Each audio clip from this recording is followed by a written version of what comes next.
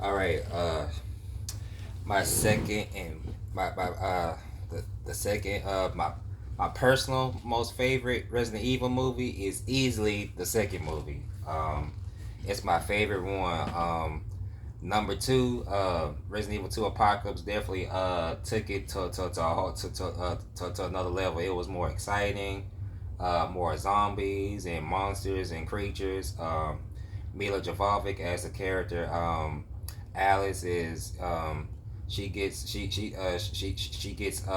super strength and special abilities in this movie because she was experimented on, and then you get, of course, you get zombies, you get zombie dogs, and personally you get my personal main favorite Resident Evil villain, the Nemesis. You also get the Nemesis in here.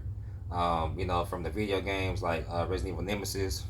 I love the Nemesis. I think the Nemesis is my favorite. Nemesis is my personal favorite Resident Evil uh, monster villain of all time. I mean, yes, I like some of the others too, but I don't know. It's just something about Nemesis that stood out, especially when I was first introduced to him. Through the OG PlayStation One. Resident Evil Three Nemesis. Back in the day. This movie is really good. It's full of action. It's exciting. It has thrills. Um, Mike Epps stars in this movie.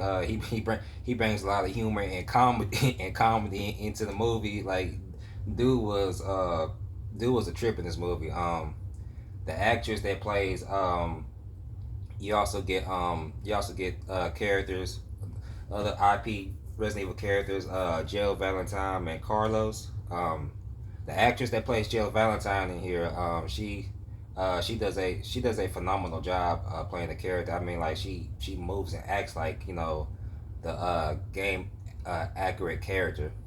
Um, the guy that plays Carlos, I mean, he does okay. He does okay. I liked him in this movie. Um, but yeah, I think but everything about this movie was fire though. From the action scenes, the monsters, the zombies, everything. Yeah. I think Resident Evil Two. I mean, these these real life action Resident Evil movies are like, I mean, like, they're only bits and pieces like the game, but 90% of them are are not really like the games. But I feel like Resident Evil Two Apocalypse is probably was probably the last one that actually felt like a that actually felt like a somewhat of a Resident Evil took from some of the games or whatever like that. The rest of them after that, they didn't really they did went outside the game element box after number two. But I still enjoyed the rest of them though. Don't get me wrong, because they're entertaining movies. But when it comes to Resident Evil one and two, especially part two, being my personal favorite, yeah, I think it's the best one in the franchise in my opinion. So that's why I think it's very underrated. But that's my review for Resident Evil Two Apocalypse.